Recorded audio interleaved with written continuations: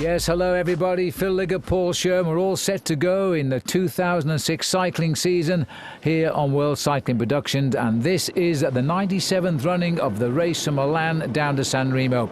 It follows the coast all the way down, more or less. We've got the usual hills as we come towards the end. A massive distance, 294 kilometres. What a way to start the year, but by tradition, this is always the way we start the year, Paul.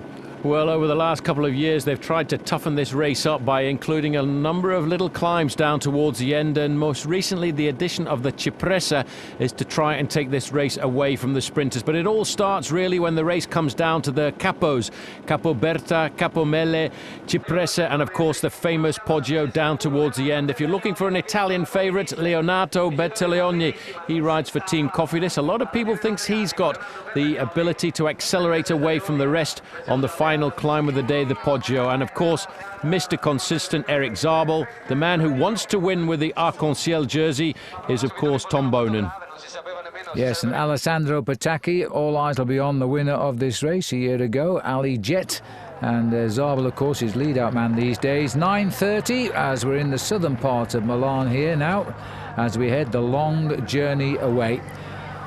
Nice gentle rollout, bet your life. As soon as the flag drops, the enthusiasm of the first races of the season, and indeed the first Pro Tour race of the season. This is the world champion, Tom Boonen, a very, very good world champion too. Chatting there with Robbie McEwen. Yes, a good world champion. He's only had 10 wins so far this season, and we're only in the month of March.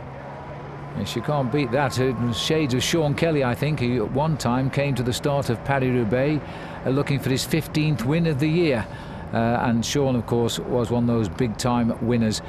Well, they're still neutralised on those pictures, but we'll get down the road a ways now, and this is the start of the first move. 8 riders are clear, and they got away after 27 kilometres, so they're setting themselves an awful big target, 270k still to ride. Ouch. Well, this is always very much the situation in Milan-San Remo. The early morning breakaway gets clear, 10, 15 riders, sometimes building up a lead of 14 or 15 minutes before they head up to the Col de Turchino, down to the Mediterranean, and then the main field start to take it just that little bit more seriously. Well, it looks a pleasant day, and indeed it is called the Spring Classic, the Primavera, but look at some of those riders wearing long-fingered gloves. Those 8 riders are now up to 11:21. They are Daniel Contrini, Unai Echeverria, Steph Sheerlinks, Ludovic Ogier, Gel Karlström, Mirko Algarini, Sergei Matveyev and Gianpaolo Ciulla. Over the summit of the Col de Turchino, this is really the gateway to the Mediterranean. They've gone through the flatlands from Milano to here, and now as they drop down to the Mediterranean for the first time, the main field will start to get themselves organised and try and pull everybody back together. Looks like Sergei Matveyev, big strong rider from Russia and Panaria, and this is the first chance we get to look at the main field. Not surprisingly, Phil, Quick-Step very much present at the front. They are trying to sort all of this out for their big man Tom Boonen, who, I tell you what, had 5 wins before the end of January, because he won the Grand Prix of Doha, won every stage apart from one in the Tour of Qatar, and just happened to take the overall win as well. Not surprising at all. Then the world champion living up to the rainbow jersey very early on this year, because it's been something of a jinx on the shoulders of world champions over the last few years.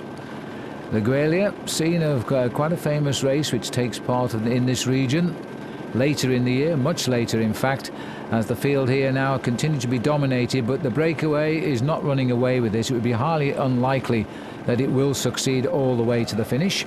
Well, the Trofeo Leguelia, if you go back in a little bit of history, just happens to be the first race that was ever won by Team 7-Eleven in the long history that team had in association with the sport. And an unknown American cyclist at the time was the winner on that occasion, just happened to be called Ron Kiefel. Yes, Ron Kiefel, who has a bike shop in Denver, Colorado these days, and a big one at that. Here we are, these beautiful roads closed down. We always keep the sea on the left here as the riders course the way down to San Remo. Then you can nip across into France. At Ventimiglia is the crossing point there. That was Ludovic Ogier, who was sitting at the back of the group, number 121, the rider from FDJ.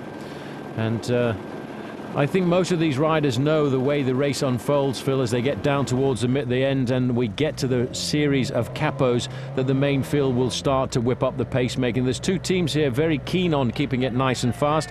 Team Milram would like to bring it all together for Alessandro Patacchi, and of course Team Quickstep want to pull it all back together for their man Tom Boone, and this is a bit of serious organisation. German rider Christian Nee setting the pace here, followed by Enrico Puigca in second place. He's also brought onto the team this year. Very strong German, very good sprinter, but here no doubt as a lead-out man now with Zabel for Patacchi. Well, they've kept and maintained the speed very, very well here as they continue to race down.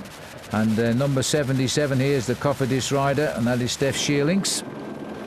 He's a young rider, interesting rider. In fact, not very well known in Belgium. He came onto the Cofidis squad under the recommendation of Alain Bondu, who used to be involved with Cofidis, but during that scandal involved where there was a drug scandal involved with the team, Bondu had to be the man to take the dive from the team, and unfortunately is no longer involved with the sport of professional cycling. A court case is probably going to come to right with that drug ring a little bit later in the year, and it was all to do with the French rider Philippe Gaumont, if I remember correctly. Well, like all of these long drawn out cases, it'll be a while before that one reaches its conclusion.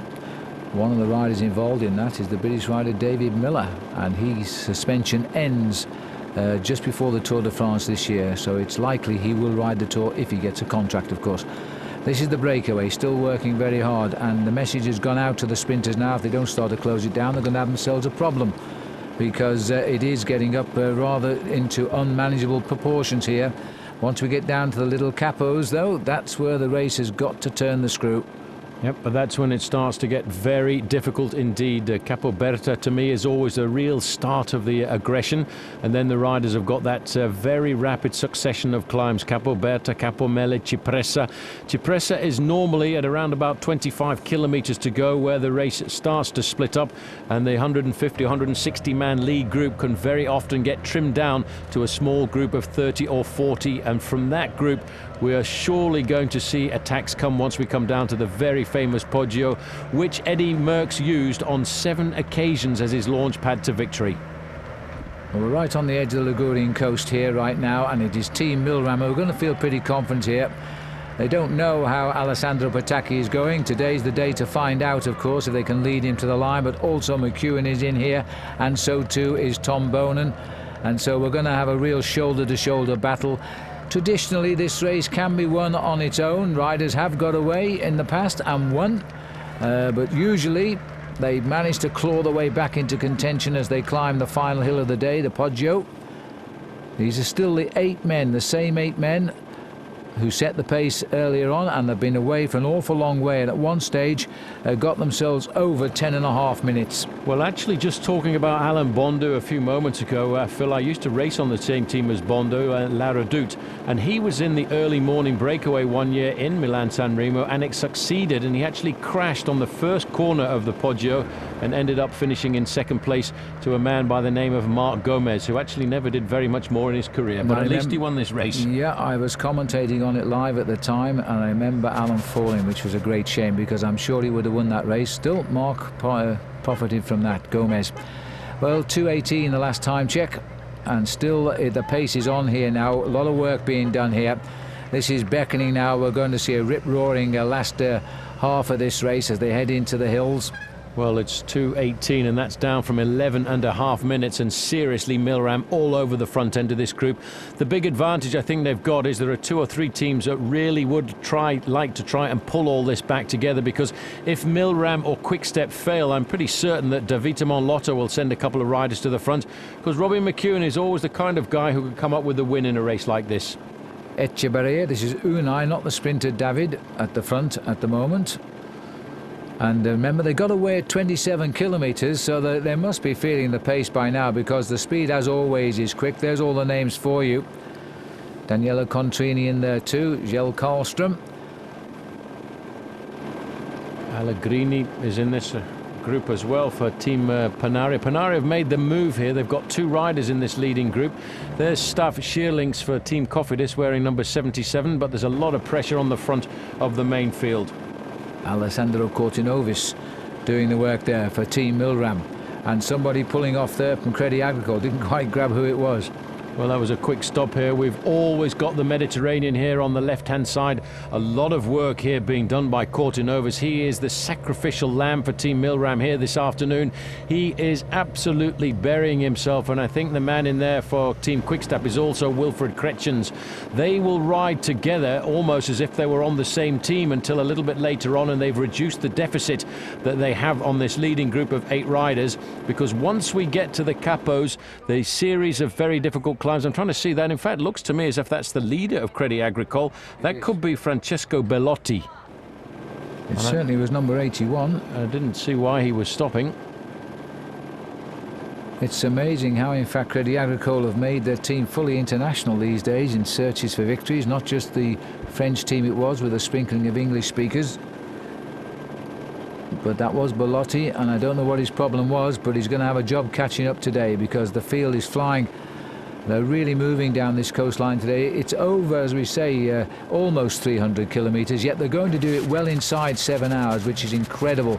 But they are picking up a rising tailwind, which is often the case here, as it comes right up behind them as they head down towards the finish. It's a dangerous race, this as well. You know, the riders in the main field are always having their hands on the brakes. They're always waiting. There's lots of crashes in this race.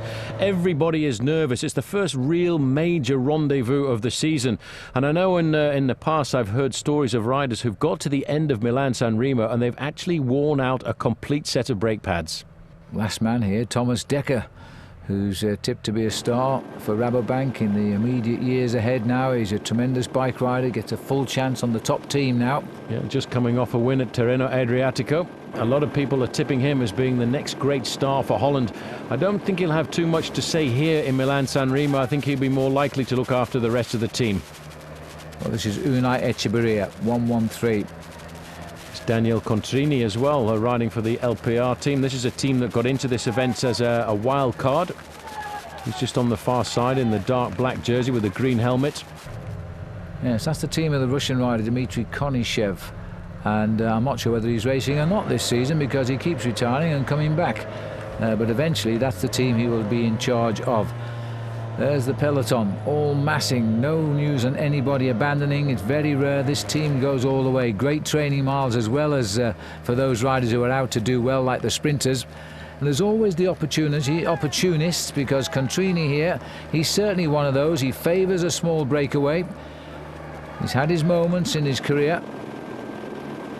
Won a couple of races in France last year, including the Grand Prix of the Adélie in the latter part of the season.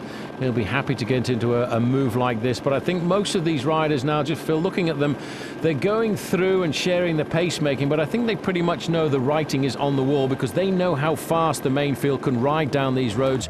As we head down this main road along the Mediterranean to San Remo, you can actually see the difference in the speed. These guys are absolutely bowling along here. They will be touching now around about 47, 48 kilometers an hour. Well, this guy's being motor paced by the camera here. The motorbike slowed down and the race goes by. The red colours, by the way, are the new colours for Team Barlow World, a South African-based team, although it's being managed this year by I've forgotten his name. Claudio Corti. Claudio Corti. I couldn't think of former world amateur champion who's taken over the organisation, and he's got themselves a ride in this event, so that's a good start for them. He actually got his world title in 1977 in San Cristobal, Venezuela. I happen to know because I rode that event but didn't finish. Fell off. Oh, you fell off. That's all right. There's a lot of riders fell off. The World Amateur Championships in the old days used to be a very dangerous event, because a lot of riders were not exactly all that good at bike handling. I suppose if I fell off, that's not much of an advert for myself, is it? Now, what's going on here? Because this is one of the, is that Echeverria? This is a split up here. No, that was Mathieu, wasn't it? This is the first of the capos coming up now. Well, this will be the Capo Berta perhaps as they start the climb, because this is Allegrini. Now Allegrini has gone from the peloton here. This is a counter move. Gone from the breakaway. So Allegrini has put in the first move. There were two Panarea riders in that break. Echeverria has gone after him. Well, so we're around about 254 kilometres covered here, and this is an attack on the Capoberta. This is the Capoberta. I always remember this. In fact, that cactus just over there on the right-hand side of the road has been there since I was racing. This is the first of the hostilities. After the Capoberta, you drop down into Imperia, then you've got the Capomelle, then you've got the Cipressa, and I would think the main field would like to try and catch these riders before they get to the Cipressa, because then they'll have themselves in a fairly organised situation and feel they've got the race under control. Well, we haven't had a time check since that 2 minutes 18-second gap. It's got to have come down, and the leaders have been waiting for these small successions of hills now. The Capoberta, we've come over the top of the Ciocchino. That was 151 kilometres. When the breakaway went over the top of that well-known climb, which comes too early to affect things, they had a lead of 8 minutes. Now here we are, inside 50 kilometres from the finish, and it's down to less than 2.5. And the main field is now also on the early slopes of the Capoberta, so it's starting to come back together. There's still Quick-Step very prominent on the front. They're going through now to take up the pacemaking is Unai Echevarria. They're dropping off the Capoberta. When they come down into town here, and it's always a little bit dangerous, they go through the town of Imperia. And I remember the dangerousness of Imperia because right in the middle of the town, right in the middle of the race route, there is a nasty little fountain. And very often, the wind and the spray from the fountain makes the cobblestones just a little bit slippery, a place that you really do have to pay attention. Well, our cameras are giving us no indication. They're showing the peloton here, and I'm wondering if we've only got 2 riders left in the breakaway, because we never got a time check after that 2 minutes 18 seconds, and I just got a feeling that this breakaway might have been swept up. This is at the rear of the field. A couple of riders there from Team Barlow World. Thomas Decker at the back, yes, Thomas Decker at the back. Too many Deckers now. Thomas Decker, Eric Decker, Hans Decker. Triple Decker. Double Decker. Anyway, this is the descent down into Imperia, away from the top of the Capoberta. These are the 2 leaders. Always a little bit confusing at this place in the game. Unai Echevarria and Allegrini, they're number 61, and they're heading right down into the town square. And we're looking here now as they come down off the little climbs. There's plenty more to come. Echevarria, the Venezuelan rider. David Echevarria, no relation, he's from Spain. As we look at the helicopters again on the main group here. The Fabian Weckmann is the Gerolsteiner rider passing underneath our camera. Lampre, they've got some good sprinters on their team this year as well. See, the main field now is pretty much into the outskirts of Imperia, and I think you might be right, Phil. I think those riders who are in that breakaway may well have been picked up on the Capoberta, which leaves us with just 2 leaders at the front of the race. That's Allegrini and Echevarria. Looking back over their shoulders, the next climb they will face once they come out of the town of Imperia will be the Capomelle, a pretty difficult climb in itself. Well, we certainly never saw the catch, but there's the fountain. A little bit of a nasty twist there, but the coming togetherness, it's still Quick-Step, got control. They're absolutely charging through town here. Every man for himself. You've really got to be on your mettle now. Well, a little bit of Italian pacemaking there as well. There's a crash, and I told you this is a very dangerous place. There is nearly always a crash here in Milan San Remo, and you come right into the middle of Imperia. I'm not sure who that rider is who's gone down, but the doctors are right up alongside him. Well, just trying to get a glimpse of his number on his bike there, and I can't really read it, I'm afraid, but he's clipped that pavement and he's gone down very, very solidly there. Well, let's have a look at how it happens here. Yeah. You see. Well, it's not damp as it normally is here, because what happens is the breeze pours the moisture down onto the road, but I really don't know how that man went down. He's the only one that happened to go down in that accident, but I think he'll be all right. The doctor is up alongside him. Well, we leave him on the road here, but it looks as though, let's hope he's okay. I think it looks a little bit more serious than it is down there, but I think it's Marini who's gone down. But either way, he's heading for hospital, that's for sure. Well, one of the riders from the Naturino Sapore team, and he went down very hard indeed. Let's just have a look at. I think he just tried to change his line going round the corner. I think he touched his brake and went down very hard. They seems to be okay. The doctors will look after him. He won't be finishing Milan San Remo this afternoon. It's Massimiliano Mori who's gone down. Yeah, Mori. Get a better look at him there. Well, let's hope he's okay. not the way we want to see anybody start the new season, that's for sure. But the race goes on, of course, and crashes are the name of the game. And these are the two escapers here, Unai Echeverria. Oh, you can see him now. See it now, yeah. And he looks okay, actually. Well, he looks okay apart from that lump on his face. And he's a man who for many years was a lead-out man for Mario Cipollini in the days of the Red Guard. And that's the end of his Milan-San Remo here this afternoon. A very tough crash for him. It is amazing how crashes tend to appear and happen in exactly the same place every year. And this man, I'm sure, knows that because he's ridden Milan-San Remo many, many times. Well, here we go now.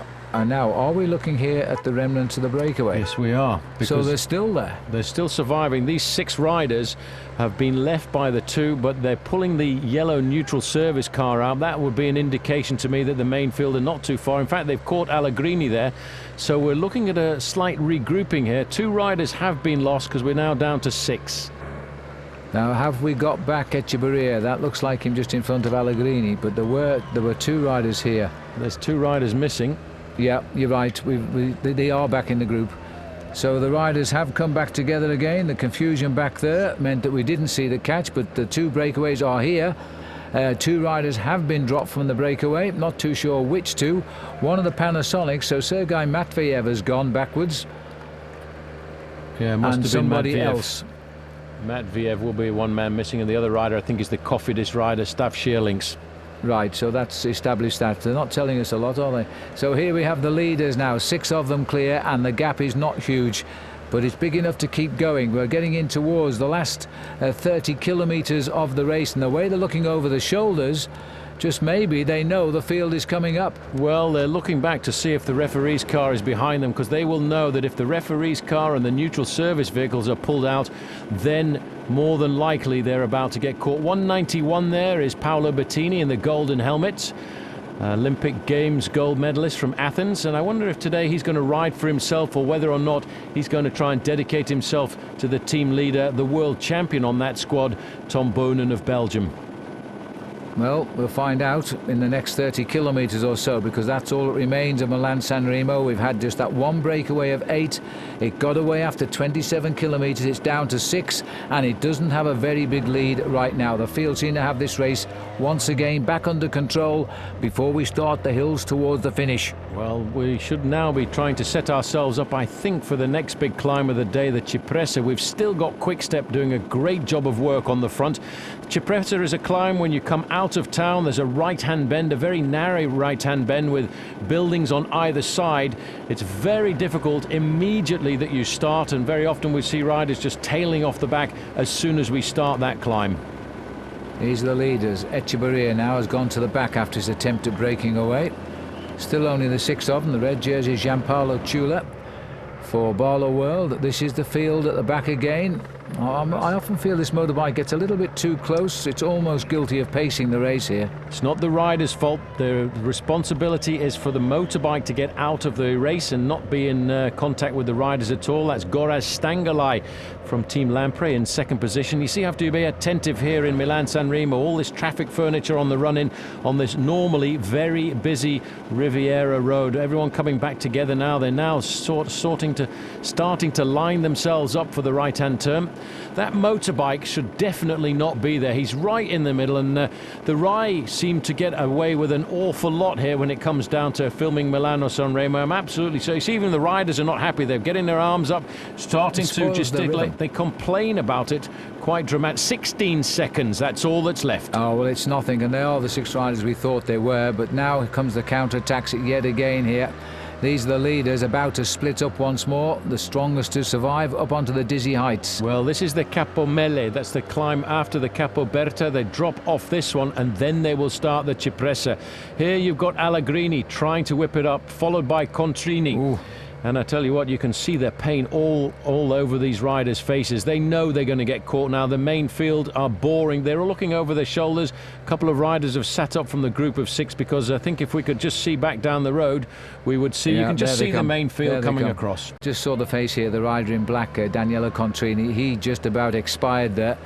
He's had enough. And this rider here from Française de Jeu, Ludovic Augier, Another good trier, but they've really got nothing left in the tank, any of them here. And, well, they might not have, because when they get caught, they're going to have led this race for the thick end of 240 kilometres. That's an awful long way, 145 miles. Yes, I think once they get caught, they may well not turn right off this road and go up the Cipressa and up over the Poggio. They might well just stick to the coast road and go straight down the road to the showers. Lampre have got themselves pretty much organised at the front end of the main field. They must be thinking about their man Daniele Bernati. He's got a good finish on him. And here's a little bit of a word. I think the referee there, Phil, was probably complaining about the motorbike. I think so, yeah. They're very close. I know we want the pictures, of course. We want the pictures, but they do have the lenses that will give us a reasonable shot and not impair the riders. Anyway, we're continuing to get the switch off the road very shortly now. There is the catch. And it has come at around about, and is approximate 27-28 kilometres from the line here. Well, and that's so that the means word. We are now all together, and as they say, everything to play for. Looks like Alexander Vinokourov over on the right-hand side as well. And I think this will be the first race that I've seen him in this year. I think it's probably his first race of the year. Just over on the right-hand side, champion of Kazakhstan. Bonin up at the front, looking nice. Looking resplendent in that arc-en-ciel jersey. Hard to believe that we're only just in March and he's already got himself 10 victories. A little bit of chaos here. Sorry about the picture breakup, but live pictures coming from the motorbike to the helicopter down to the finish line, and there's an awful lot of tree matter along the road. Lampre have got all of their team on the front here now as they drive on, getting increasingly confident, because you've got to watch out for the Lampre boys, top Spanish team, Alessandro Balan and possibly Napolitano. They'll be their sprinters today. And what about Damiano Cunego? He's the kind of man who's got the explosion to get away when we come down to the Poggio. Still the motorbike pretty close there, dragging these riders along in excess of 50 kilometres an hour. Swooping now off the Capomele, the next climb of the day. Look at the speed. These guys are under serious pressure. Well, it's because of this tailwind. They are now also racing for the right-hand turn, and that's when the Cipressa starts. It's this strong tailwind that's causing the chase, and there you can see the flags there swinging right round behind the riders now, and we'll swing off to the right. Oh, and a little bit of a tight squeeze there. That's Stefano Garzelli who's just gone through there, and the world champion Bonin riding like a champion now, marshalling the head of the race. It's like the finish of the race now as they head to the next climb, the Cipressa. Well, these corners are so important to be right up there. Each corner now, the corner for the Cipressa, the corner for the Poggio, is almost like the race finish. You want to get it. This is the corner, this is the start of the Cipressa. Look at that wall up against the right-hand side of these riders. Looks like Wegman coming up to the frontier on the right-hand side. Everybody's very nervous indeed, because they know that now the pressure's on. Well, in fact, this is Peter Rollick who's hit the front here, and he's trying to stir it up, and he's got Garzelli, one of those two leaky gas riders behind. We're on the Cipressa. They've hit it at tremendous speed. The Lampre rider who brought them onto it and disappeared rather quickly was Alessandro Balan, but he's gone right from the front now. There's Bettini dancing on the pedals, looking for who's going to come up onto it. One, the leaky gas rider that went completely off the road into the turf and has lost all of his rhythm. I think he pulled his foot off. Well, he lost everything there. Well, they were questioning the form of Paolo Bettini at the start of this race, but it looks to me as if he's riding pretty well. He's got his jersey ripped open there to try and get a little bit of air coming into it. Here's another good move coming. Liquigas again on the attack. Well, that was Peter Rollick, who I thought was beginning to move clear here, and I'm not too sure who this leaky gas rider is. I don't think, is it Garzelli? It certainly looks like it might be. It didn't look like Garzelli's helmet coming out of that group there. This is a move by Barlow World. Well, the Barlow World rider Alexander Efekim, he had a great season last year and a fairly new rider as a pro, but he's finding his legs now. Let's have a look then. You know, I think it is.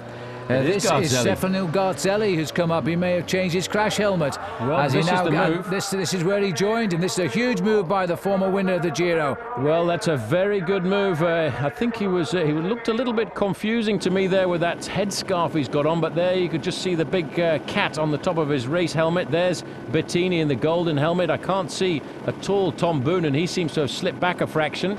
Got a hold position now. These are the boys who are trying to make the most of the opportunities. These hills hurt, believe me. And it looks to be as though, in fact, Rollick there is in more than a spot of bother. He can't hold Garzelli. Well, this is Mfekin coming across here. He's made the junction. This is a good move by this team. The jersey's a little bit confusing, the difference between Rabat with Barlow World and, of course, Aqua Saponi. They look very similar. from the air, but this is a brilliant move by Stefano Garzelli. He's a great bike rider, good tactician, decided to go out on the first big climb before the finish, the one before the Poggio. You can see that panther there on his helmet. But you know, to keep this pressure on at these speeds is asking an awful lot. But the pace has slowed a little bit now down at the back. This is the Rabobank team here, and at the moment it looks as though Eric Decker, riding out his last season, has got the head of the peloton. They're thinking about Oscar Freire, a former winner of Milano-San Remo. Frank Schleck creeping up, is it? Yep, that's Frank Schleck, champion of Luxembourg. He too is looking pretty good. Oscar Freire would be the man I expect they will try and work for, of course, with Team Rabobank. Won himself a stage in the Tirreno Adriatico, always an indicator of good form before Milano-San Remo.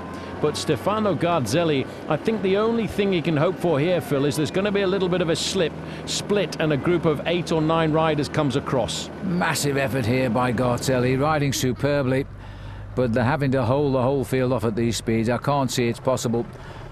Well, it's a long climb, Cipressa. You climb away from the Mediterranean right up to the small town at the summit here. 35 kilometres now. They're climbing this hill at about 22 miles an hour at the moment, which is amazing, and they're running him down. It's Frank Schleck of Luxembourg on the front, closing the gaps. Pull the motorbikes out the way. Get them out of the gap. Frank Schleck looking over his shoulder, trying to nail back Stefano Garzelli, who still hasn't been caught, but now he has. A tricky shot that. They're coming from the other way as well, look.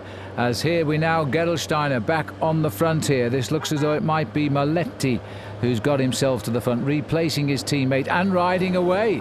Oh, good move. Gerolsteiner, team on form. They've had a very good start to the year. Started it off in the Amgen Tour of California. This is a major acceleration. The road has been surfaced here as well. Just up in the top there, you can see the town of Cipressa, and then there is a very dangerous rapid descent back down to the coastal road again, where in the past I've seen a number of riders come unstuck. You've got to have so much strength at this stage of the race here. As the riders know, this is where you must hold position, like Paolo Bettini, one of the craftiest riders in the peloton. He just stays at the front. When he gets too many people in front, he nips up the inside, repositions, but doesn't overwork. He knows he's going to get all of these attacks. Andrea Maletta from Italy, riding for Gerolsteiner, still holding them off, and for the moment doing a pretty good job as well. Well, Team Phonak sending a man to the front. That was Koos Murenhout in the green and yellow strip there, trying to get himself to the front end of the main field. Everybody, I think, really, Phil, in a state of survival at the moment. There's Boonen. He's moved himself. He's dragged himself up to the front. I hope it's to the front. It's a long line of riders, but he needs to stay in contact. There's Paolo Bettini right on the front of his saddle. The pressure is really on. Long, thin line. Boonen there digging pretty deep right now to keep position. The world champion trying to hide a little bit as well at the moment. Coming off 3 stage wins in the recent Paris-Nice. He didn't start the final stage, but I don't really blame him, because that certainly did not suit him at all. A very vicious final stage of Paris-Nice, a circuit based around Nice. Again, another move coming. This looks like Carsten Kroon on the attack. Well, there's the capture of Maletta, as we now got more names going to the front here. Just see if we can catch his number. This is Pozzato. Pippo Pozzato. He's just, I think, paying attention to all the moves. His move this afternoon will be to look after Tom Boonen, but he looks pretty good. Looking over his shoulder to see who's going next. Well, there's no shortage of riders wanting to go, that's for sure. As they start now to make their way up towards the funnies. This is Luca Mazzanti, the Italian in the orange colours. They're all back together again. They're all over the place. Pozzato, he's not going to make a move, I don't think, Phil. His job this afternoon. Cunego back there, just it could well be Cunego riding up to the front. This is the damage that's being done, but still a fairly big group left here, as we've still got about 1.5 kilometres to go to the summit of the Cipressa. But look at the line that this race is being dragged out into. But don't forget, these riders now have ridden 280 plus kilometres since they left the start at 9:30 this morning. There's Tom Boonen, still looking pretty good as he looks now to reposition himself. And he's got he's in a good position now. The CSC rider there actually was Kurt Atle Arvesen. There's Oscar Freire right on the wheel of Boonen. Boonen looks good. He really looks like a great world champion. And right on his wheel, he's got a teammate, Paolo Bettini. Quick-Step have come to this race for one thing, and that's to win with the world champion. What a thing to do, to get onto the Via Roma, throw your arms into the air with the world champion's jersey on your shoulders. But it's still a very big group. Just look at the length. This is to be expected, but half the group isn't in contention anymore. That's the fact of life. The boys at the back may be following wheels, but they won't get up here, because these riders at the front are not giving up at all, and that's why Bettini dodges wheels but doesn't get to the front. Bit of a tight fit round the left-hander, but you get some idea how long that is. And Pizzato now is riding for his world champion team captain. I noticed Andrei Kashekin up to the front there as well for Liberty Seguros, a teammate, of course, of Alexander Vinokurov. He's also coming off a pretty sensible Paris-Nice. There's Ferreira just in the orange jersey. Bettini just over the far side. Looks like Alejandro Valverde. And now they're starting to crack. They're cracking, and Bettini has got right behind Tom Bonan's wheel there. This is life at the back now. These boys are going to settle down to a gentle ride into the Via Roma, while the rest of them are still in contention, kind of. But it's an awful long way to the front here. And look at that on the left-hand side. In trouble. When you crack on a climb like this. Riders now just coming into the final kilometre. There's the sign for the town at the top of Cipressa. And you can see that everybody's under serious pressure here just to stay in contact. They know the race is being unfolded at this point, and once you lose this line of riders in front of you, you might as well call it a day in Milan San Remo, because, my son, you ain't coming back. Look at Bettini's face. Yeah. Oh. Bettini's concentrating though. Everybody's hurting, some not quite as much as others, but the Olympic champion here, the former champion of Italy, sitting right there. Bonan in perfect position here. Bettini knows that. He's taken his wheel. They're both on the same team, remember. Which one's leading for the line? I'd like to know the answer. Bettini's not doing much to help Bonan, that's for sure. Well, Bonan really is the man on form, and I think that's what they're going to do here this afternoon. They've got him in an ideal position. Tom Bonan, not one of the great climbers, but he realises that to win Milan San Remo, he's got to get over the top of the Cipressa in a good situation and then get over the top of the Poggio. And if he gets onto the Via Roma, I don't really think there's many riders in this race can beat him, except, of course, possibly Alessandro Patacchi. Well, it doesn't look very hard, does it? But these boys are hitting this at such a high speed. Bettini now driving through to give Pizzato a hand, straight through on the inside, so it looks as though he is there to help Tom Bonan. And there's a little scurry of other riders there. Frank Schlecker's moved up into fifth wheel. Look at this turn of speed by the Cricket. Well, Jiminy Cricket, El Grillo, Paolo Bettini, he knows exactly when he needs to do a favour for the team and when he needs to have the favour returned. But here, he's come to the front. Tom Bonan is looking majestic in his World Champions jersey there, but he's just getting caught out a fraction. They're right into the town now, to the summit of the Cipressa, and Phil, that group, which seemed rather a large group a few moments ago, is now a little... This is Cunego. I don't know where he came from. Well, I don't know where he came from either. He must have slipped through on the inside, coming through the town there, because he's got a slight lead over the rest. A very tortuous descent now before we start going up again, and they're sensing that this race might be decided without a sprint today, because there's so many willing to attack at the front. But still, the dark blue jerseys of Quick Step were pretty much in command at the front end of the main field. Rule number one, do not panic. Keep control, keep yourselves organised, and that is the power of the Quick Step squad, and they should theoretically be very easily able to pull this man back together. Cunego now being brought to heel here by the Quick Step riders once again. They must feel as though they've got a real chance. We haven't said much about Alessandro Patacchi yet, because we haven't seen him. Up there you can see Bettini going around the corner, using all of the road here just to make sure he doesn't lose any impetus at all. He's doing the job for the team this afternoon, cutting the corners, keeping the pace high. We're plummeting off the Cipressa here at speeds approaching 70 kilometres an hour. Tom Bonan in the white jersey still pretty much up to the front of this race. Well, this is the Olympic champion, the man that won his title so well in Athens, and in second place was Sergio Paulinho. We didn't know him at the time, from Portugal. He's got his place on the big teams now, though. Down through the S's here now, heading towards the Poggio. And this is going to be the crucial springboard before victory in San Remo now, and the Olympic champions got control.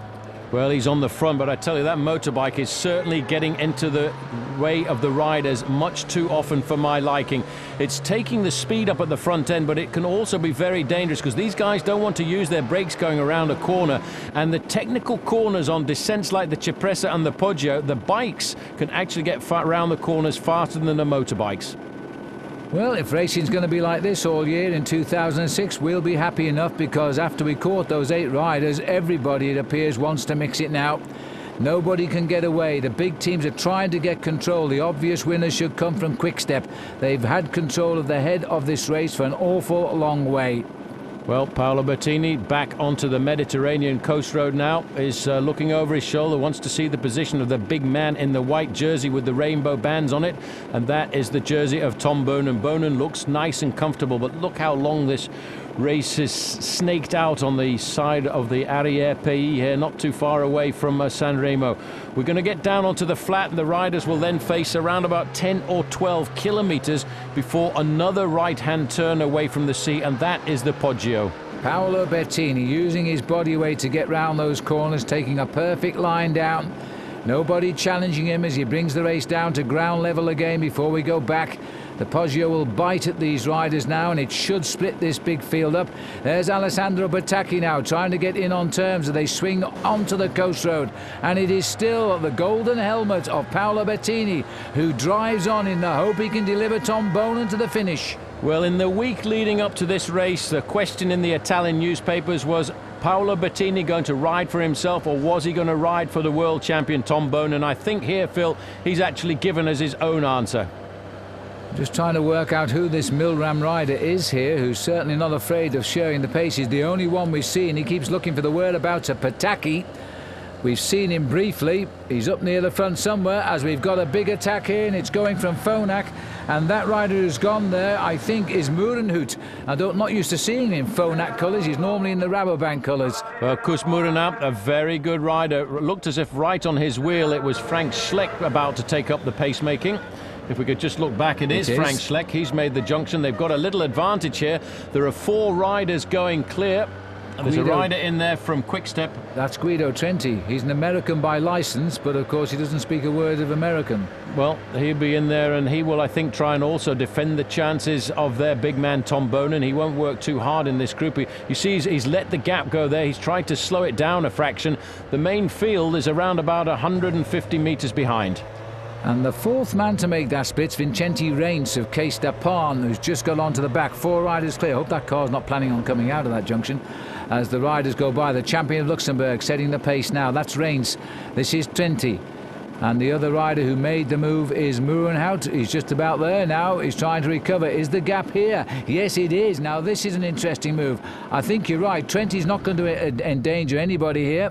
Shame we can't hear what he's saying, but I presume he's talking to the Rai television viewers. Right, and Milram now looking over their shoulders, trying to get themselves organised, looking down the line. We're looking for Alessandro Patacchi. Where's number 1? I thought I just caught a glimpse of him at the back of this group, but that's the damage that was done by the Cipressa, and these guys at 10 kilometres to go are starting to pull themselves back into the race. That looks like big Thomas Dekker. It looks like it is, as he tries to reach the leading group before they start the Poggio. A couple of kilometres to go to the climb yet, but once you're on it, if you've made a big effort and you've not recovered, you'll be off again. Well, they've got about 2 kilometres to go now before the right-hand turn. On the front, it's Milram getting themselves organised. I presume Eric Zabel must be in there somewhere. Alessandro Patacchi, I saw him a little bit early, but he was riding a little bit too far back for my liking. And we've now gone a bit further up the road. We've got 3-4 riders in this group. Just sitting on Trenti will not contribute at all, I don't think, to the pacemaking. He will be under strict orders. Well, these 4 are surely going to take us on to the Poggio, and then we'll see what happens. They're not all looking that strong to me. Murenhout, who set the pace though, has recovered. He's gone back to the front. This could be a great ride by Frank Schleck. He had a terrific year last year, Frank Schleck, and this could be his big move here. Well, he's a great rider. His father, Johnny Schleck, was a great bike rider in the 1960s and 70s, and he's got a young brother who, in fact, they reckon is even more talented than Frank Schleck. And I don't think it'll be very long before we start talking about him on the international circuit either. Trenti there, just sitting on the back. Well, Schleck, the national champion of Luxembourg. It's a long time since we've had a crack rider coming out of Luxembourg. Kim Kirken is obviously a very good rider, but he's not been the quality of the likes of Charlie Gall or even Nicolas Franz, although even I wasn't born when France was winning races. And last year, Schleck got the Grand Prix of Zurich in 2nd place, and he was 3rd in the big race at the end of the year, the Tour of Lombardia. So he's kept his form through the winter. counting the days to get at Milan San Remo. This is a huge move here. Vincenti Reigns, I don't know anything about him, but he's riding well today. He's riding exceptionally well. That flick of the wrist there was an indicator that he wanted Frank Schleck to come through. Frank Schleck looks very cool. I reckon he's in good form here this afternoon. He's riding very well, and this final few kilometres, 15 kilometres to go. I think we're looking at not very much more than a kilometre now before we take the right-hand turn onto the slopes of the Poggio. Now another move here now coming from the Naturino team, and this rider here is Leonardo Giordani. He's also tried to slip away, not really going anywhere, as he takes a peek underneath his saddle to see where the rest are. Former world champion, if I'm not mistaken, under 23 level of the sport, and that was an awful long time, but he's never shown the promise that gave him that world title, and he's been caught out in the middle of nowhere. And Mario Cipollini, Super Mario, at the finish line. This was a race that he loved. It was indeed. No doubt he'd be on the podium at the finish, but who's he going to give the trophy to? Because Pataki we haven't seen very much of, and just to prove me wrong, is Pataki here? No, this isn't Pataki. Not yet, but he must be. The way these riders are on the front doing the work for Team Milram. Well, on the Armo. Yes, I quite agree with you. They like us. I quite agree with you, because that really is kind of falsifying the chase a little bit. The motorbike getting too close to the front end of the main field, and again he just locks right in there. I should think the referee will not be very happy with the producers of Rai Television here this afternoon. Well, it's not very fair, is it? Because we've got 4 riders clear there, and that was the teammate of Reigns who was shouting because they're endangering his teammate up front, who currently is riding in 2nd place here. Vincenti Reigns, by the way, although we haven't heard very much about him, is a rider who rides very well at the start of the season, because last year he won a stage of Paris-Nice, and that, as always, is before Milan San Remo, so he's obviously a man for the early part of the year. But they have got themselves here a fairly good gap, and that group is not a huge group of riders who are lining themselves up for the big ascent and the big attack of the Poggio. Well, we are going to see a terrific assault of the Poggio, because they know if they don't reach those 4 by the top of the Poggio, they won't see him before the finishing line downtown. That motorbike is still determined to give us the shots we'd love to see, but we would prefer to see a true race as well. He's gone away this time. I think he's just got an earful off the race referees, because all the television bikes are on race radio. Every car on the race route is, so they know what's being said. Bonin looks good. He's up there in about 10th position, so he's lining himself up nicely now for an attack on the Poggio. Right, here we come. This is the next town. There's a small railway bridge the riders have to go under just there. Once they come out, that's not very far before the right-hand turn onto the Poggio. I don't know what Schleck said to Reigns there, or in what language, but they didn't seem to be very cohesive, and there we get in trouble again with the teammates here of Reigns. Well, the cameraman there is obviously not happy. He wants to get in and get the shot as close as possible, but he certainly is, as far as I'm concerned, falsifying the speed of fraction. It's okay to film from the side like this because you're not pacing the riders, but certainly that's what he was doing a few moments ago, and Reigns' teammate is the man who keeps coming up there, trying to get him off the front end of the peloton, pushing them up to speeds of close to 40 miles an hour. Well, I've got a feeling that Pataki's come up there, because that was Marco Vello first into the tunnel, and with him was Fabio Sacchi, the 2 big men of Pataki. Now, they wouldn't do anything if he wasn't there, so I think they're trying to organise the chase here now as we get up towards the Poggio. There's the rather rough waters to our left here. It's a bit rougher out in the race right now, as here comes Reigns again, riding superbly for the Case d'Epargne team. Well, it's a pretty rough Mediterranean out there this afternoon, and it's a pretty rough race here too. Just at the back there, Trenti has not done a single turn at the front of this group. Goraz Stangalai, he's thinking about possibly Cunego, possibly thinking about one of the other riders like Alessandro Bellan, but they are really charging down this road here. It's the Via Aurelia, the main road that takes the riders from Savona all the way to the borders of France. Well, Stanglish has got Bellan in his slipstream here, and I wouldn't mind betting the 3rd Lampre rider is Napolitano, because he's really, I think, the sprinter who should deliver at the finishing line today. And meanwhile, back in the main field here is David Kopp. Finally gets his chance on a big team here, riding for Gerolsteiner. And he can pack a sprint, by the way. He's once on the same team as Jan Ullrich.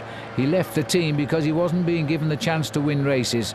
Well, vantaggio 22 secondi, 22 seconds the advantage. That's not very much at speeds like this. This corresponds to around about 400 meters, and that's what 400 meters looks like. These riders now are hoping to make the right-hand bend. We're coming in now to all of the greenhouses which deck the coastal line here in Mediterranean as the riders now start to look for that right-hand bend. They've been in the saddle for 6¼ hours and still no work at all has been done by the man in blue at the back there, Guido Trenti. He is just waiting for the main field to return and of course the hope, the consecration of their man on the front, Tom Boonen. But this is a move coming from FDJ. That's an amazing time when you think they've pedalled 180 miles already in 6¼ hours. That's how fast they're going. They're just 6 miles now from the finish. Somebody from FDJ did try a move. Not sure whether he got round the camera, whether he got put back in the race. No, here he is now. And this is actually Frédéric Guédon, Mr. Handlebar himself, former winner of Paris-Roubaix. Well, Guédon is a very seasoned professional bike rider, loves the big occasions. He loves Milan-San Remo, loves Paris-Roubaix. That's the race along with Tour of Flanders that he really gets psyched up for. It's a good move by him, but I think he's only got himself really halfway across the gap there. The gap is still holding on to around about the 20 seconds, and there's the corner. That is the start of the Poggio. Now let's see, with they're bound to launch an attack immediately from the bottom of the climb here. The 4 leaders have gone on with a lead of about 15-16 seconds, I would reckon. Murenhout, who started the move, is still setting the pace. Schleck, for my money, is the danger man up in this break, as now Rabobank are trying to whip this pace up and deliver Oscar Freire. Inizio del Poggio, start of the Poggio. Look at that, in third place, right on the wheel of Oscar Freire is Tom Boonen. But I agree with you, Phil. I would expect a move to come from Frank Schleck because he's the man who's got the power to go clear on a climb like this. 9 kilometers to go. No time check on the screen. It can't be more than 15 seconds. The Poggio is upon us. The most revered climb in Milan-San Remo, the springboard to victory here. This is where Moreno Argentine thought he won till Sean Kelly arrived on the scene, and that was the end of Moreno Argentine's chances. Well, Eric Decker is the man whipping up the pace for the man on his wheel, Oscar Freire. The gap was certainly plummeting now. But the thing is, the advantage the 4 leaders have got, this is such a twisty turn, they are never really in sight. Although, looking back there, I can see the shadow of the main field, Testa della Corsa, but I wonder how much longer that is going to be. They're still hanging together here. Koos Murenhout, he's not won a lot of races. He did win an opening stage of the Tour Down Under in Australia a couple of years ago. And now setting the pace here that's looking good. I think it's Eric Decker at the front here now, who's continuing to wind this pace up, giving it his best shot. They're not really closing in here. There's still a room for manoeuvre, and once we're over the top of the Poggio, down the S's into the finish. There's the gap. Let's have a look right down the gap, and it's still Rabobank trying to move. It's around about 150 meters, the gap. There's Paolo Bettini still up at the front there. Number 6 is right there as well, and that is Fabio Sacchi. He's one of the riders from Milram who will be trying to lead out the sprint for their man, of course, Alessandro Patacchi. Thor Hushovd is also not too far away in the green and white. This is the move by Schleck. Oh, we expected it, and Schleck has made the move here now. It's everything or nothing here for Frank Schleck, the champion of Luxembourg, who finished the season with a flourish in Italy, now trying to open it with an even bigger one. As he grits his teeth now, he knows if he can get any gap at all over the top, he can plunge to victory in Milan-San Remo. Well, look at the way he's going around this corner. Unbelievable. This is the acceleration of Frank Schleck. Looks into the eyes of Koos Murenhout and says, well, son, you're not going to come with me, are you? Because you've got nothing left. And he's accelerated. The way he went round that corner, he was not taking any prisoners at all. Just let's have a look at this one more time. He really was giving it full on. Look at that. Wrong angle, mind you. Totally. He's gone through on the inside. He should have come wide and cut the angle off, but there's the peloton around that same corner now. So the time of that slow motion replay is all the lead he has in this race as Schleck now continues towards the summit. Well, if you get over the top of the Poggio with a 10 or 15 second advantage, you've got a very good chance of coming up with the win. But he's losing a little bit of impetus going around these corners, but it's also an indication, Phil, of just how fast he's going up this climb. Well, the crowd here not very thick. They're all downtown awaiting for the arrival of these riders, and that is Frank Schleck going for gold for Luxembourg. The Rabobanks have got 3, followed by Tom Bonen on the front, so it's Frere in front of Bonen now as they try to whip up the pace. Going to be some special riding though. Frank Schleck will take some catching. Well, Oscar Frere in second place. Let's not forget a former winner of Milan-San Remo, although on that occasion Eric Zabel thought he'd got the win, threw his arms in the air, and suddenly Oscar Frere from Spain nipped underneath him to get the win for Spain. Up towards the top, we're not quite to the first corner as the riders will start the descent. Paolo Bettini's not too far away either in his golden helmet there. This is a massive struggle for everybody, but I'm glad to see that Bonen is right up at the front. He is surviving the Poggio here, and if he goes over the top in the first 5 or 10 places, there's not many men are going to beat him in the sprint, but they've still got to catch the man on the left who looks very cool. There's got to be a move from the peloton now, otherwise Frank Schleck will ride away with this. These roads are narrow. They suit a breakaway at this point because you don't see your man ahead anymore as they come over the top. There's a long thin line. Rabobank clearly are boosted by the thought that they can deliver Oscar Frere. Mikel Astolosa is there too for Barlow World. He's right at the front in the red jersey. Zabel bringing a few riders through, and Lampre have got their men. This is going to be one finish down the bottom, that's for sure. Well, I reckon Schleck is around about 500 There's metres. Milan. Oh, a good move by Milan. A big strong move, a big acceleration. He will get halfway across the gap, but look, everybody's all over him. They're not letting anybody go free. I think that's Pizzato has gone after him there, and they've gone straight through the gaps now. Schleck won't know what's happened here, but if you make the move, you can close 18 seconds in a matter of a few minutes. And that is Astolosa, who's also trying to bridge and taking with him a Rabobank. Well, he's got the acceleration. Astolosa, former world champion, as he goes across the gap there, right on his wheel. Interesting to see one of the riders coming up there as one of the men Schleck from caught. Euskadi. They've gone straight past him as if he wasn't there. Sammy Sanchez is coming across the gap as well for Euskaltel Euskadi, the rider in the orange jersey. Well, that is a big change for the boy. That is Pippo Pozzato. He again, I think, will just try and match the move. They're all thinking really, of course, about their man Tom Bonen. Well, Alessandro Balan, the rider we were talking about, is working. Perhaps from Napolitano has made a move here. He's dragging away with him Filippo Pozzato. That is Astolosa who's come onto the back. 3 riders clear, and the daylight has formed between them and in fact, Astolosa hasn't quite got on here. You've got to be right on the wheel at speeds like this on the Poggio. By the way, Alessandro Balan was the winner of the Trofeo Leguiglia just about a month ago, and who's this coming across? This is one of the riders from Acqua Saponi. Well, the gap has opened. How many riders are there left there? It's possibly Nocentini of Acqua Saponi. It's number 31. It's in fact Igor Astolosa. Oh, we've gone back up the road, sorry. Igor Astolosa still struggling to gain contact with these two. Balan has not looked over his shoulder yet, and he's not asked Pozzato for anything. But he's going to have to make a decision. Frank Schleck has not been caught. Sanchez is there. Still surviving. Schleck now in that small group with Nocentini and Sammy Sanchez. And the main field now making that corner. It's now a very tricky and tortuous descent. Tom Bonen must be feeling fairly happy. He's got a teammate in front, Pippo Pozzato, who he knows will not do anything at all to the success of that breakaway. They could all come back together inside the final kilometre. Well, this is the trick. Oh, somebody's crashed there straight into the crowd barrier, and he's managed to get back out of it somehow. He didn't even fall off his bike. Nerves. It's all nervous now as we come down to 5 kilometres to go, and at these speeds, Phil, 5 kilometres translates to 5 minutes, because we will do 60 kilometres an hour off the slopes of this hill. I think this might have been the corner where Alain Bondu went down here when he was descending with Gomez to the finish. It looks like it. Just started to rain a fraction. It had been a very dry day. A little bit of humidity came onto the surface, and boom, his front wheel just came away from him. No rain today. Just 3 riders now against the rest of the field in Milan-San Remo.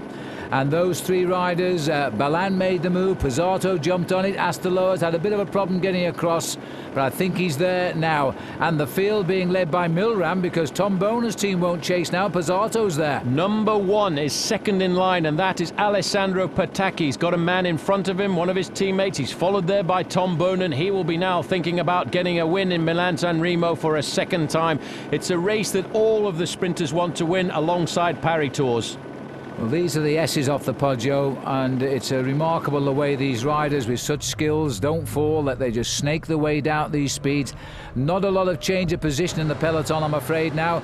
These are the leaders. Schleck looks as though he might be getting up there. Well, Schleck is back. I think we're looking at a regrouping here. I'm trying to see how many riders. There were 5. 3 riders trying to come across, so somebody has come down in the crossfire, but Schleck, despite being the man to ride all the way up the Poggio alone, has still got something left to pull himself back into this race. The other man in the group with the red shorts is Nocentini, and here's Sammy Sanchez. Well, Sanchez is the missing man, but he's coming across. He's not quite as confident on the way down, I don't think. But we're going to have 6 men coming off the Poggio. This is an unusual pattern in this year's Milan-San Remo. The sprinters have lost a little bit of control of this race. Once they come off the Poggio, it's about 1.5 kilometres and they're over the finishing line. So the pressure must stay on, and it's all now against Milan. They've got to chase. Nobody else will help them. They have got to get themselves organised to bring Alessandro Patacchi onto the Via Roma in an ideal position. It's a great sprint, a difficult sprint, slightly uphill. You've got to make sure you get the gears sorted out properly. You've got to make sure that you have a good lead out and you can turn that 12 or 11 tooth sprocket. Look at, Frank Schleck has got his foot out. This is a tricky descent there, but you see the control. He didn't panic at all, and poor old Sammy Sanchez, I bet his heart rate jumped. I bet it did. He actually seemed to clip the wheel there of Astolosa, and he quickly got his foot off and corrected the slide. That could have been a heavy fall, and the peloton just behind. 3 kilometres to go. Here are the peloton now. Tom Bonan still riding in 4th or 5th place, looking very good, but just trying to mess up the chase here because he might be confident Pozzato can take care of the others. Well, the man on the front is number 6, Fabio Sacchi, one of the men who's doing the work, of course, for Alessandro Patacchi. Patacchi wants this all to come back together. Testa della Corsa, there you can just see on the front Astrolosa. There is Pippo Pozzato. There's Sammy Sanchez just on the back, and there number 31 is Igor Astroloa. Astoloa just goes up 1 slot here now. They're coming off the Poggio back onto the coast road. There was a much quicker way into San Remo than the way they came, believe me. Milan, who started it all, is still clear here and can deliver a good sprint finish. Sanchez can't perhaps be such a fast sprinter, and now it's Astolosa who's gone through on the inside. They are working together. 2 kilometres to go, and the peloton are still not in this race. There they are on the front end of the main field. Milram now starting to get themselves organised. They're back onto the Via Aurelia. Just looking at that position there, number 2 looks like the man who has been the first man across the line here many times, Eric Zabel. He's trying to chase down the rider from Crédit Agricole. Where is the group? There they are. They're sitting across the road. What's going on? Well, the Sanchez is the leader, but he wants somebody to help. Milan is going to take it up and start going again. Quickly jumped on by Frank Schleck. These riders really can't afford to mess about right now, because just round the corner is the main field. And remember, the sprinters will start to gather. Look at them now, right across the road behind the riders. There's an attack gone from the break. And that was Sammy Sanchez once again. A little touch there by Tom Bonan to one of his teammates. I'm cool, I'm fine, just get me to the front. Let's make sure we get right onto the back end of this train. Let's have a look at this move again. That's Sammy Sanchez jumping out of the group. Now, what a surprise that would be. You know, apart from Oscar Freire, Spain has never really been very dominant in a race like this. No, they most certainly haven't, but they are creeping into the one-day classics these days, especially down in the Belgian Ardennes, where we'll go shortly with World Cycling Production, don't forget. As we're looking now at the leaders here, they are still clear. The peloton is right round, snapping on the heels, and this is the damage caused by Eric Zabel, who's trying to get Patacchi back into this race. Right onto the wheel, there's Sammy Sanchez coming round the corner. It's all over right now. The main field have got it all sorted out. They're onto the wheel of Sammy Sanchez, and the main field are charging up. It's Rabobanco trying to get this organised for Oscar Freire, who is right at the front end of the main field. Well, it looks like Thomas Dekker has shut it down in favour of Freire, but the counter move has started. It's Eric Dekker, in fact, and just as they get on now, there's still Mikel Astolosa as they try to go, and Pozzato's still there. He hasn't lost all his fight yet as he now tries to open up the sprint. This is an amazing finish. Bonan is waiting in the field there, and it doesn't look as though he's going to get out of this mess. As far right now as Patacchi comes within his mouth. Pizarro. How's Pizarro doing this? He's holding them off. Filippo Pizarro is going to win Milan San Remo, and Pataki is second, and nobody will believe that because, quite honestly, they'd caught him and he stayed away, and Paolo's quite happy with that. He is quite happy with that because these are the team of musketeers. It doesn't really matter who wins. Obviously, Tom Boonen wanted to win, but he will be happy that the victory has stayed within the camp. Team Quickstep, the Olympic champion here, Paolo Bettini, coming in off the back of the group, will be happy with the victory there this afternoon. Well, Filippo Pizarro has won the race for Quickstep, and it didn't look possible yet. He was in the move all the way. In theory, they caught him. In practice, he still stayed in first place. And Tom Boonen there, who's probably been given fourth or fifth on the line, is the first to congratulate him. Well, I don't think Boonen was worried at all. He was just keeping an eye on how the race was developing. The man who really missed out was, of course, Alessandro Pataki.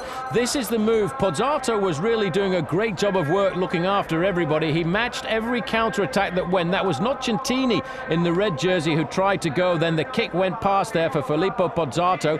He really judged it to perfection, and the main field were dying on his wheel. They were coming to him slowly but surely. Look at the power there of Alessandro Pataki, but I think at this point Phil, he knew it was all done, it was all lost, and he was not going to get it. Boonen could have been third there, but I just think Paolini came past him on the line. And this is the chaos of Milan San Remo. Yes, and that is a very happy Patrick Lefevre there, because he's just landed another big one with his team. Not the one he planned to win with, but certainly a well-taken victory, and it just shows you that the sprinters don't always have their day. This race is crazy. This is what it's like at the finish of Milan San Remo. It really is not quite as sterile, is it, of course, as the finish of the Tour of Flanders. Well, Filippo Pizarro, we've seen him win a stage of the Tour de France, but this rider is still capable of big things, and Paolo Bettini using all of his full size to break through the crowd to congratulate Pizarro.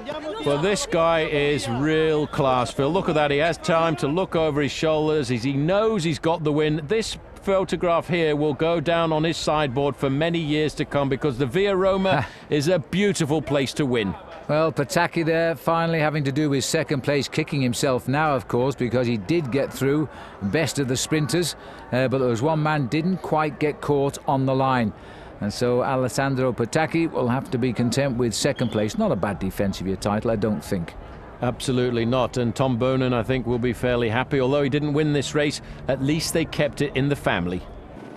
So Pizarro adding to the fine form he showed just about 3 weeks ago in Het Volk in Belgium, where he finished 6th. Now gets the better of Pataki, Paolini 3rd, Tom Boonen was 4th.